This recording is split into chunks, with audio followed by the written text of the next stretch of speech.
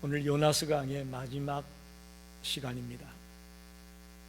요나서를 정리해 보면 요나서 1장에서는 요나가 하나님의 명령에 불순종하여 다시스로 도망을 가게 되죠. 그리고는 하나님의 징계로 바다에 던져지게 됩니다. 2장에는 불순종했던 그 요나가 물고기 뱃속에서 회개하며 기도하는 장면이 나옵니다. 그러자 하나님이 다시금 그를 육지로 건져내는 장면이 기록되고 있습니다.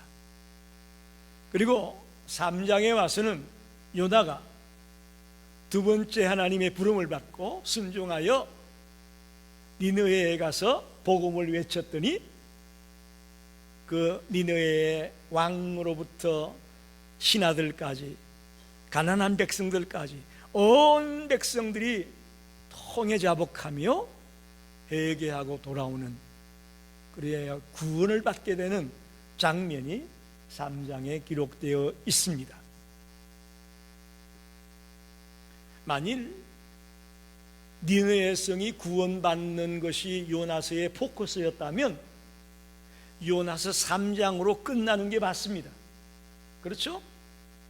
요나가 억지로라도 가서 순종했더니 복음을 전했더니 그 도성이 구원받았다. 그 니느웨 사람 구원받는 것이 포커스라면 3장으로 충분하다는 거죠. 요나서 3장으로. 그런데 4장을 주고 있습니다. 3장에서 끝나야 정상인데 왜 4장이 계속되고 있을까요?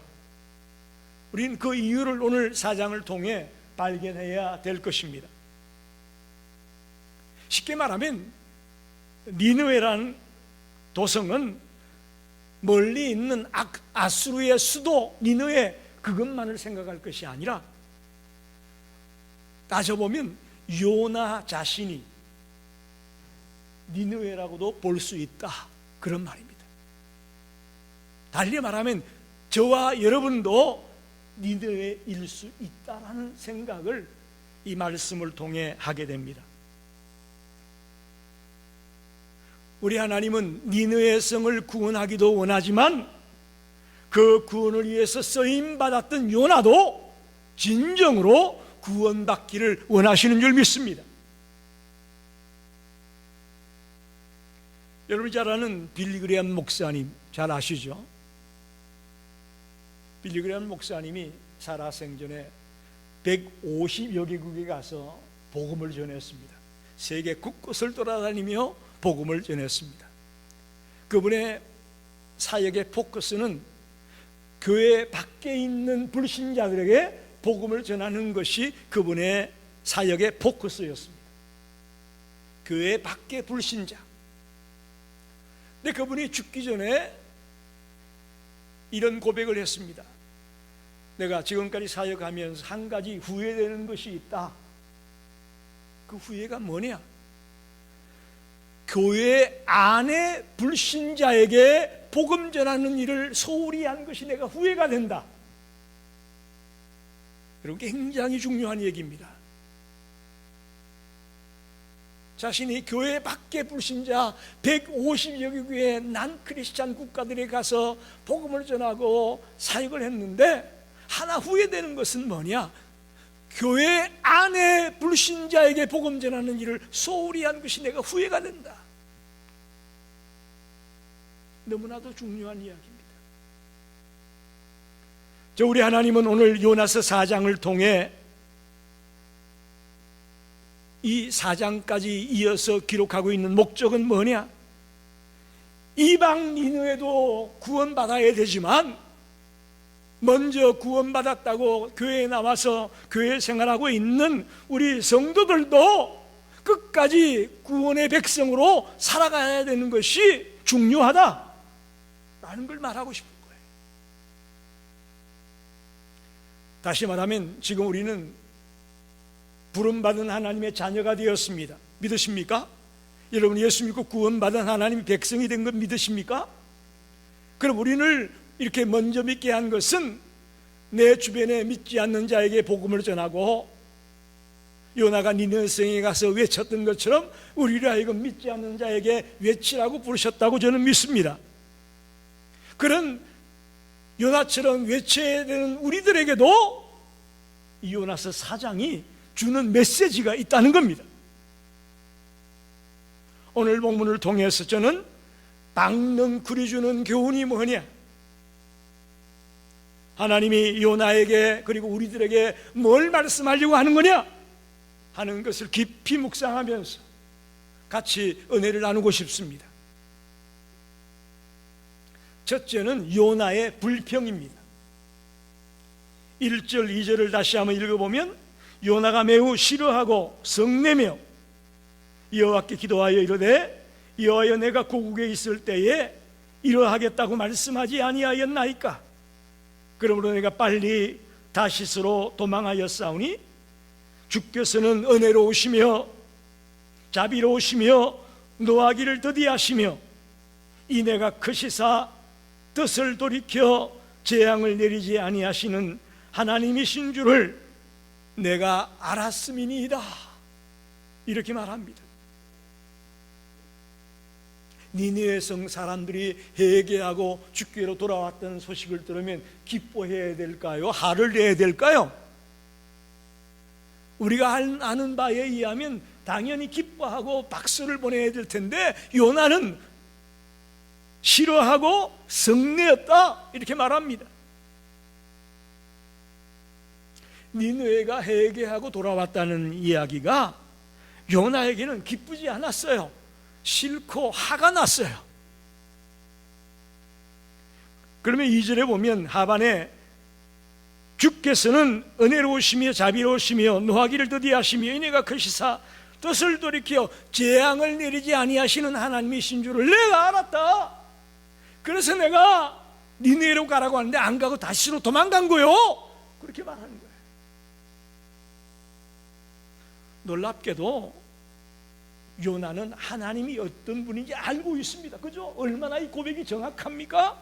은혜롭고 자비롭고 노하기를 더디하고 인애가 크시고 하나님을 정확하게 알고 있습니다.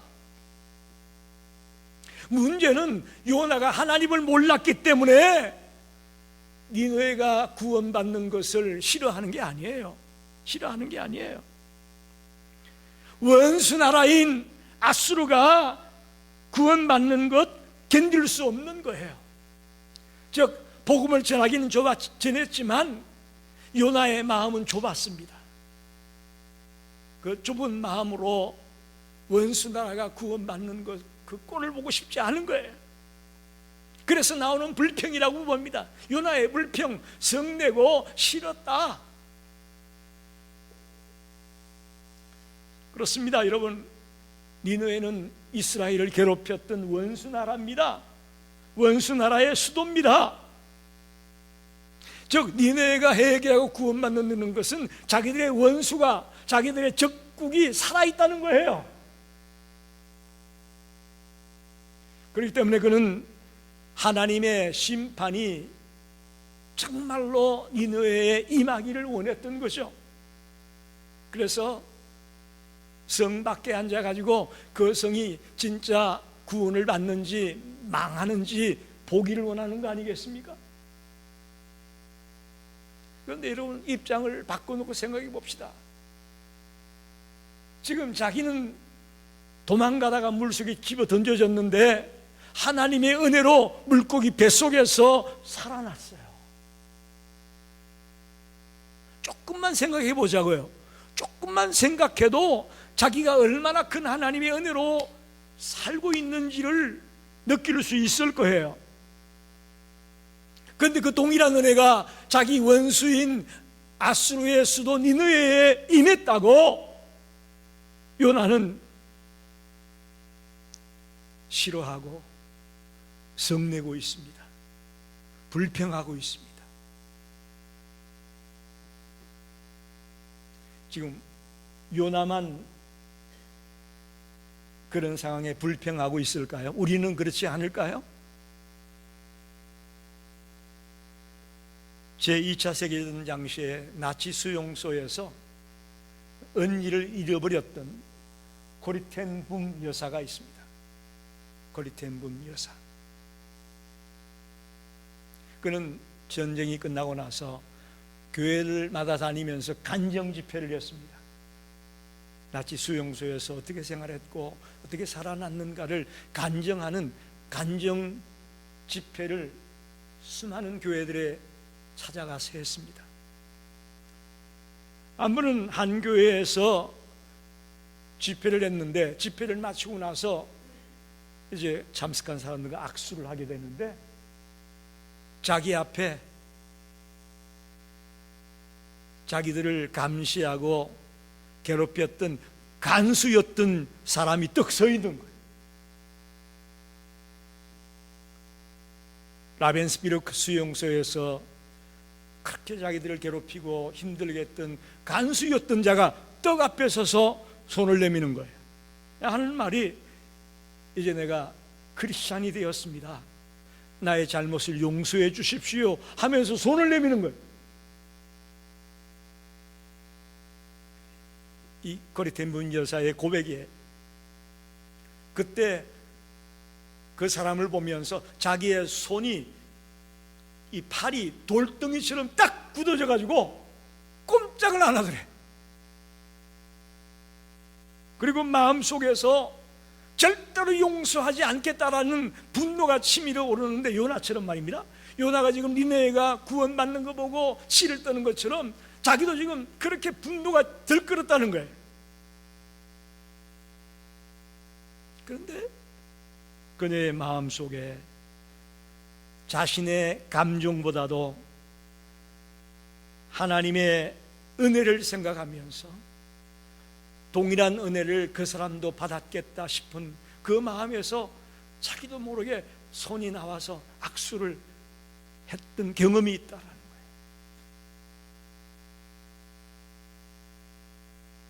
충분히 요나의 불평을 우리는 이해를 합니다.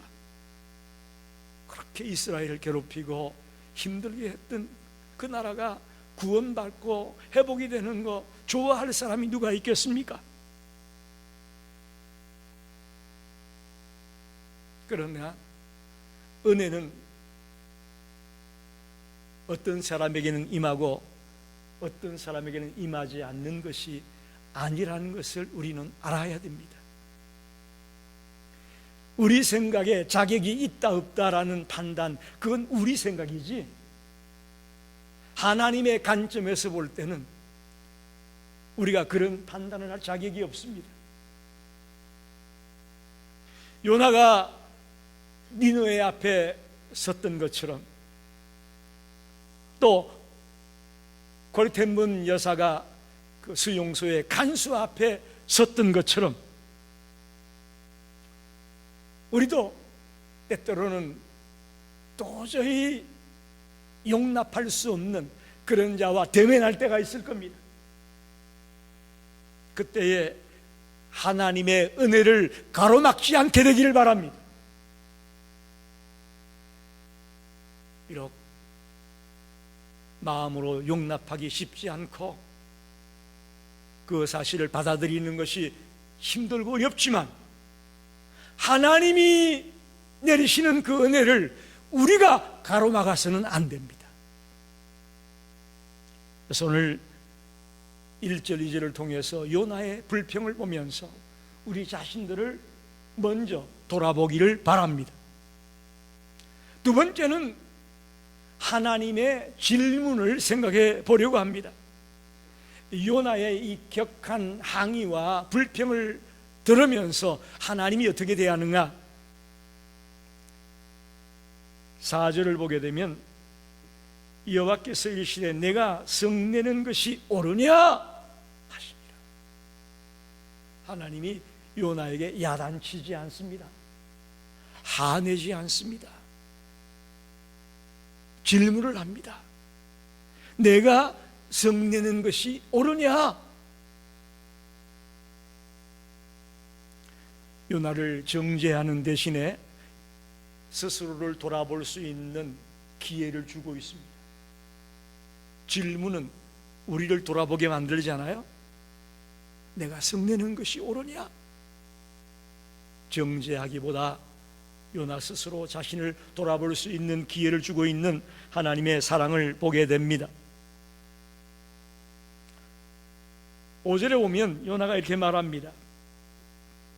요나가 이렇게 행동합니다. 요나가 성읍에 나가서 그 성읍 동쪽에 앉아 거기서 자기를 위하여 초막을 짓고 그 성읍에 무슨 일이 일어나는가를 보려고 그 그늘 아래에 앉았더라, 이렇게 말합니다. 요나는 내가 성내는 것이 옳으냐라는 주님의 질문을 듣고는 아무 대답도 없이 성 동쪽으로 가서 초막을 짓고 앉아가지고 정말 이 니느웨가 멸망할까 안 할까 보려고 초막 안에 앉았다, 그런 말이에요. 회개한 니느웨를 향한 그의 미련이 여전히 남아있음을 보게 됩니다. 여기서는 하나님의 인내를 볼 수가 있습니다. 삐뚤어진 마음을 가지고 있는 요나, 좁아터진 마음을 가지고 있는 그 요나, 그를 질책하고 꾸짖고 야단치고 그렇게 하지 아니하시고 질문을 통해서 천천히 그의 마음을 다스리고 있는 하나님의 목회적 돌봄을 볼 수가 있습니다. 강압적으로 진리를 주입하지 않습니다. 스스로 깨달을 수 있도록 자꾸 질문을 던집니다.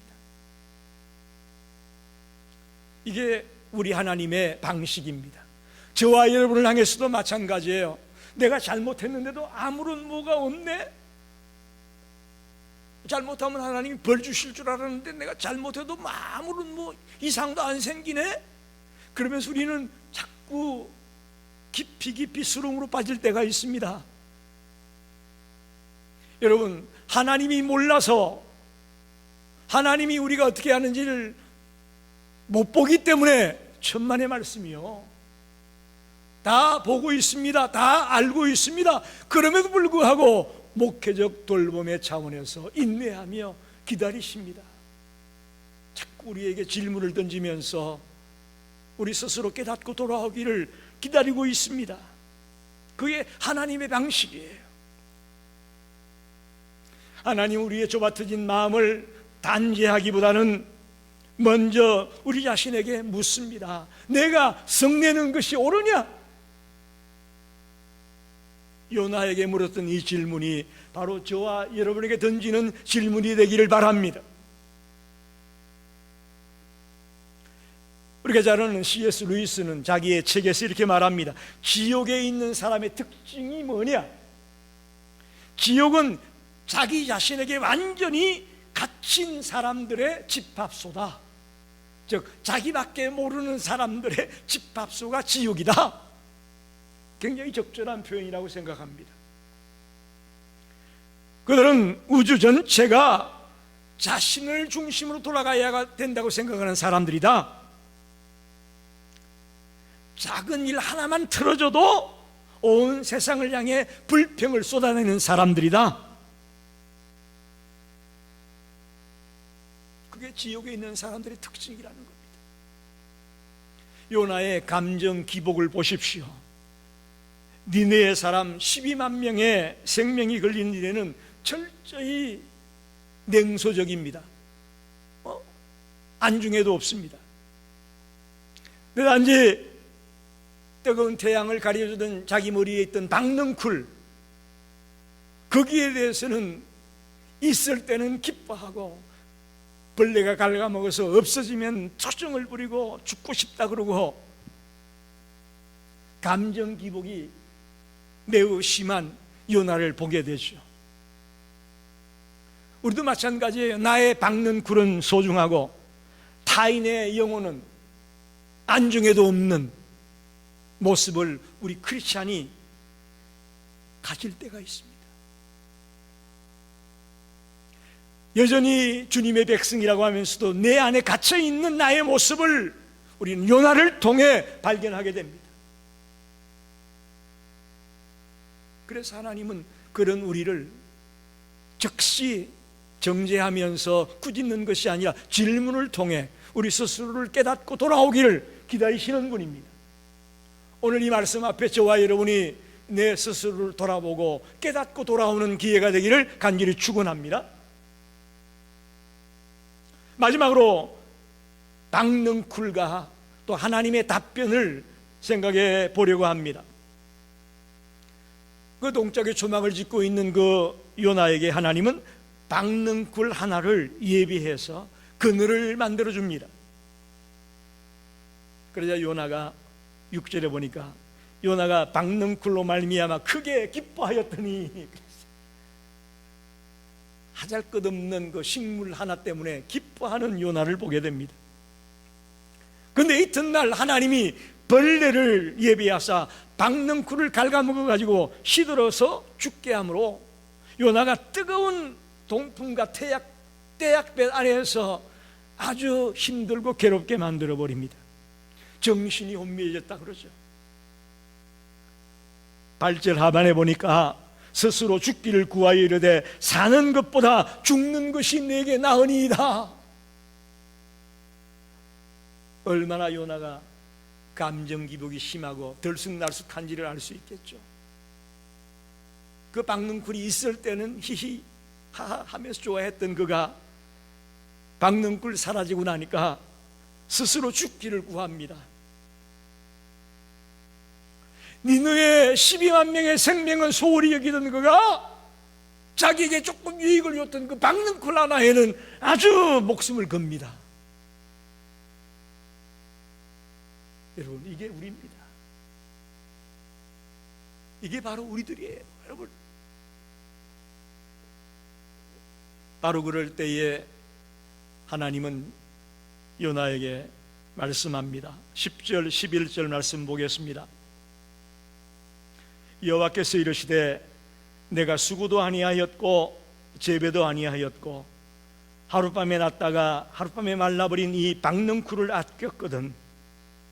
하물며 이 큰 성읍 니느웨에는 좌우를 분별하지 못하는 자가 12만여 명이요 가축도 많이 있나니 내가 어찌 아끼지 아니하겠느냐 하시니라.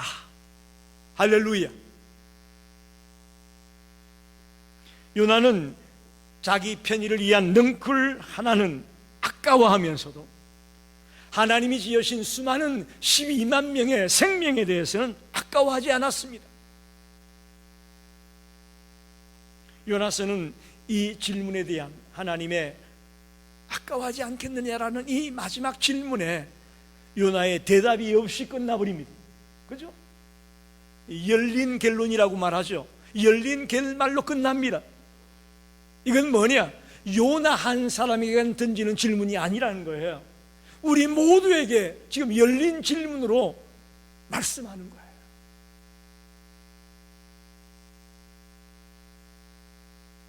이 귀한 생명들을 아까워하는 것이 맞지 않느냐라고 우리에게 지금 주님이 묻고 있는 겁니다.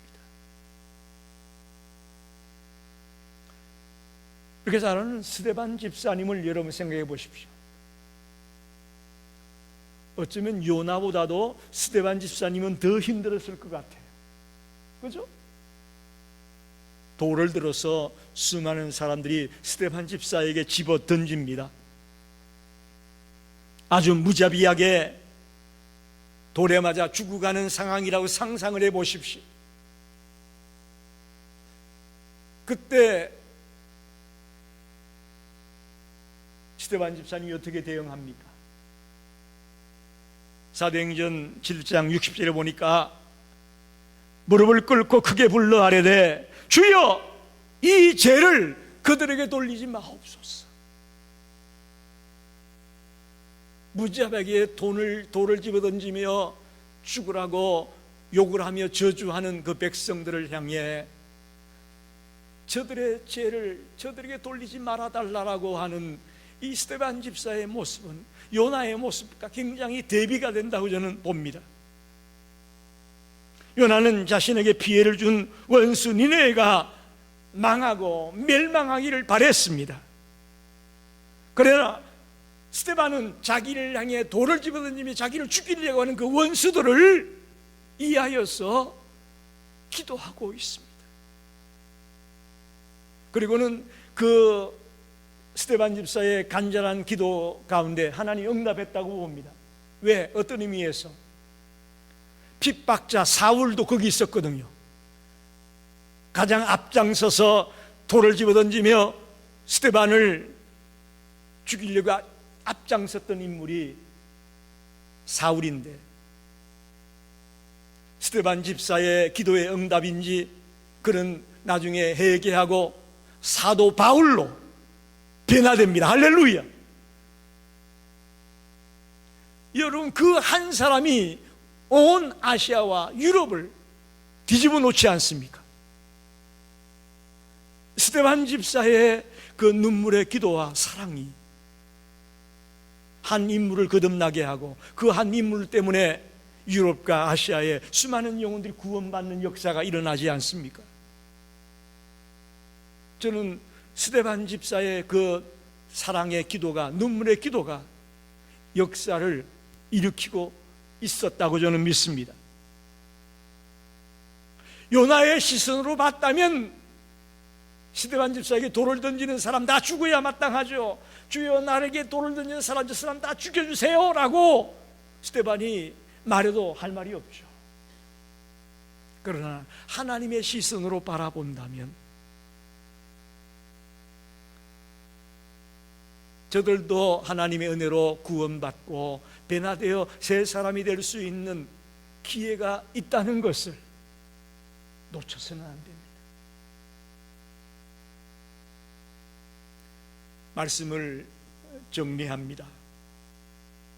사랑하는 성도 여러분, 요나서의 마지막이 이상하게 끝납니다. 질문으로 끝납니다. 내가 어찌 아끼지 아니하느냐? 질문으로 끝나고 있습니다. 이 저자가 실수해가지고 결론을 못 맺고 끝낸 게 아니에요. 이건 오늘날 오고 오는 모든 사람들이 이 말씀을 읽을 때에 질문을 받게끔 하는 거죠. 열린 결론이라고 말하죠. 누구든지 이 말씀을 읽는 자들은 내 자신을 돌아보게 되는 거죠. 우리에게도 요나에게 니느웨가 있었던 것처럼 우리를 괴롭히고 힘들게 했던 대상이 있습니다. 분명히 있습니다. 직장에서 나를 괴롭히는 동료가 있을 수 있고, 교회 안에서도 이간질하고 문제 일으켜서 싸우게 만드는 자가 있을 수도 있고, 곳곳마다 요나에게 니느웨 같은 대상들이 우리 앞에 있습니다. 그 사람들 잘 되기 바라나요, 여러분? 한번 물어봅시다. 그 사람들이 잘 되기 바라나요? 그 사람들이 회복되고 성공하고 자식들이 잘 나가고 이런 얘기 들으면 기쁜가요? 박수를 보내주나요? 쉽지가 않습니다.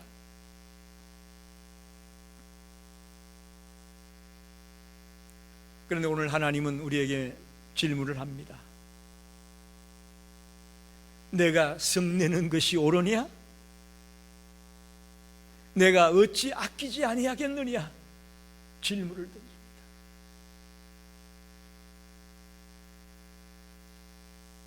나에게 원수처럼 굴고 나를 비방하고 욕하고 다니고 삿대질하고 그런 대상들이 우리 주변에 있는데 그들을 우리가 과연 어떻게 대할 거냐? 내가 어찌 아끼지 아니하겠느냐? 하나님의 은혜는 나에게 임하였던 것처럼 그들에게도 임할 수 있다라는 것을 우리가 알아야 된다고 말합니다. 여러분, 우리 결단합시다. 하나님의 은혜를 먼저 받은 자로서 그 은혜의 울타리에 나올 수 없는 자는 없다. 할렐루야. 예? 그 은혜의 울타리에 들어오지 못할 자는 없습니다. 그 바운더리는 하나님이 정하는 거예요. 내가 정하는 게 아니에요. 우리가 용서하지 못하고 여전히 마음속에 밀어내고 있는 대상이 있을 수 있습니다. 그러나 그 사람들 오늘 말씀을 들으면서 주님 앞에 내려놓읍시다. 주님, 내가 지금까지도 용서하지 못했던 사람이 있습니다. 주님, 내 힘으로 안 되니 내가 주님 앞에 내려놓습니다. 우리 주님 앞에 내려놓읍시다. 지금까지 살아오면서 나에게 상처를 주고 힘들게 하고 괴롭혔던 대상, 내 힘으로는 도저히 용서가 안 되고 도저히 내가 받아들일 수가 없습니다라는 사람이 있으면 주님 앞에 오늘 내려놓자고요.